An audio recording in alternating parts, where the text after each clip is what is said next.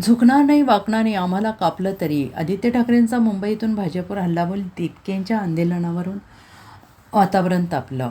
दिल्लीमध्ये दीपके यांचं आंदोलन सुरू आहे. सोनम वांगचुक यांना रुग्णालयात हलवण्यात आल्यानंतर आता स्वतः दीपके उपोषणाला बसलेले आहेत. शिवसेना ठाकरे गटाकडून या आंदोलनाला पाठिंबा देण्यात आलेला आहे.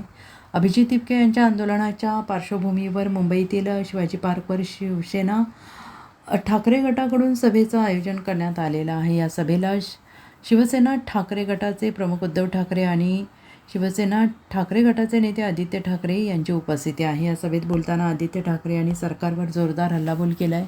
नीटचा पेपर फुटला, 22 विद्यार्थ्यांनी उपोषण केलं, त्यासाठी उपोषण सुरू आहे. तो निकम्मा मंत्री आहे, त्याचा राजीनामा हवा आहे. त्या मंत्र्याला कोणतं सोनं लागलं की त्यांना पंतप्रधान काढू शकत नाही. देशातील युवा रस्त्यावर उतरला आहे, त्यांना सर्व विद्यार्थी आले आहेत. आपलं काही विषयावर एकमत होऊ शकणार नाही, पण देशाच्या भवितव्यासाठी आपल्याला एकत्र यावं लागेल, यावर आपलं एकमत होऊ शकतं. मंत्र्यांच्या राजीनाम्यासाठी सर्व रस्त्यावर उतरले आहेत. नीटचा पेपर लीक होतोय, TETचा पेपर फुटतो, प्रत्येक वर्षी आंदोलन करावं लागतं, अनेक शाळांची दुरावस्था आहे. वीज नाही, बाथरूम नाही, सरकारला शिक्षणाची गरज वाटत नाही, असा घणाघात यावेळी आदित्य ठाकरे यांनी सरकारवर केला आहे.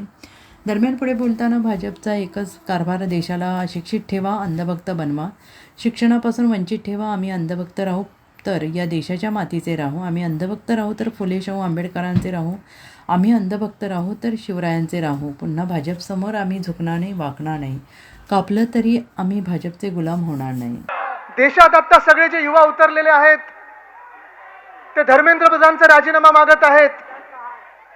देश के युवा बोल रहे हैं कि आज मंत्री प्रधान का इस्तीफा मांग रहे हैं. अगर मंत्री प्रधान थोड़ा उल्टा किया जाए तो क्या होता है? ये भी मांगने में हम कम नहीं रहेंगे.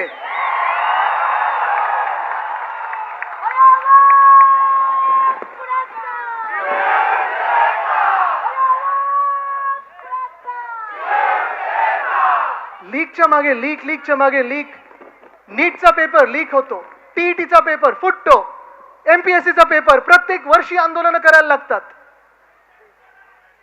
आज अनेक शाळांमध्ये बाथरूम नीट नाही आहेत. आज अनेक शाळांमध्ये सॅनिटरी पॅड वेंडिंग मशीन्स नाही आहेत.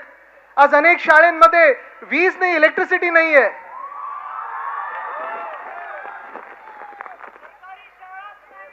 सरकारी शाळा काय, सरकारला शिक्षणाची गरजच वाटत नाही. एक एक मुख्यमंत्री बघा, त्यांच्या मुख्यमंत्र्यांचे एक एक किती कोणी पास केले हे बघा. पण भाजपचा हेच कारभार चाललेला आहे की देशाला अशिक्षित ठेवा, देशाला शिक्षणापासून वंचित ठेवा, अंधभक्त बनवा.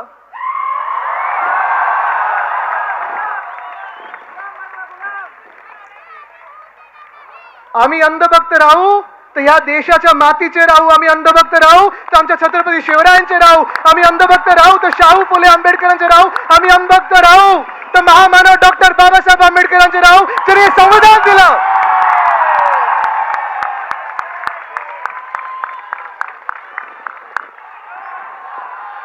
पण भाजप समोर वाकणार नाही, झुकणार नाही. कापला तरी चालेल आम्हाला, पण आम्ही भाजपचे गुलाम होणार नाही. Bureau report, SPN Marathi, Mumbai.